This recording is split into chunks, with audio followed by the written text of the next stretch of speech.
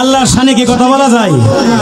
এই মহারাজ আবুল সরকার এই কথা বলেছে, বলার কারণে তার নামে তৌহিদি মৌলবীরা মামলা করছে। এটা আমরা খুশি হয়েছি, ভালো হয়েছি।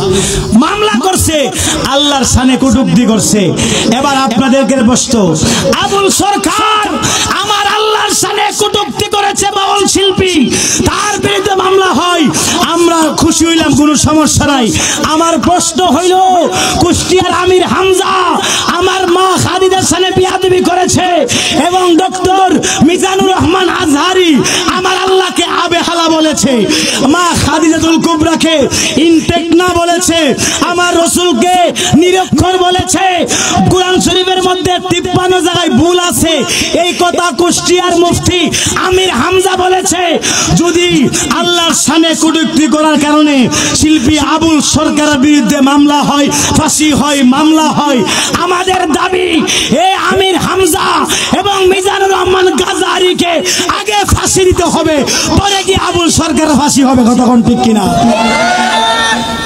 আগে হবে যারা আমার রাসূলের সামনে বিয়াদবি করছে, এই আমির হামজা হারামজাদা এবং মিজানুর রহমান গাজাহুরি, এই দুইজন আমার রাসূলের সামনে কটূক্তি করছে এবং মা খাদিজাতুল কুবরার ইনটেক না বলেছে এবং বলেছে আল্লাহর কোরআনের মধ্যে 53 জায়গার মধ্যে ভুল আছে। এরা কে বলছে? কুষ্টিয়ার হারামজাদা আমির হামজা, কুষ্টিয়ার হারামজাদা আমির হামজা। সে বলেছে কোরআনের মধ্যে 53 জায়গার মধ্যে সে ভুল পাইছে। এখন এটার ঈমান আছে? এটার ঈমান আছে? যে ব্যক্তি বলো কোরআনে ভুল আছে, আল্লাহ ভুল করছে, তাহলে ফাঁসি কি আবুল সরকারের হওয়ার দরকার নাকি এই মোল্লার হওয়ার দরকার?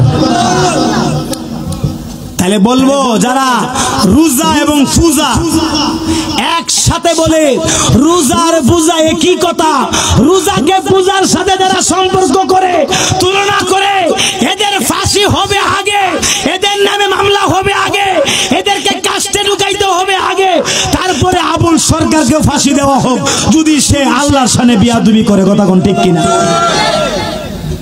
এই বাউলরা কিন্তু একটু সহজ সরল মানুষ, যারা বাউল শিল্পী তারা তো এসফেস বুঝে না, এরা একটু সরল।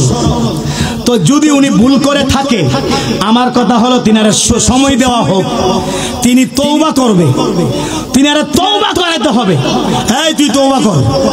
কিন্তু তিনারে সুযোগ দিয়েছে না, সুযোগ দেওয়ার আগে তিনার মামলা দিয়া গত কয়েকদিন, 2 দিন, 1 দিন আগে বাউলরা গেছে আন্দোলন করার জন্য, সকল বাউলদেরকে ফিরাইয়া রক্তাক্ত করে দিছে। একটা বাংলাদেশ কিভাবে চলতে পারে? এই বাংলাদেশ কিভাবে চলতে পারে? বিচার চাইতে গেছে, এদের ফিরাইছে। কারা ফিরাইছে? এই তৌহিদি গুন্ডারা, তৌহিদি গুন্ডারা। এদেরকে বিচারের আওতায় আনার দরকার আছে না নাই?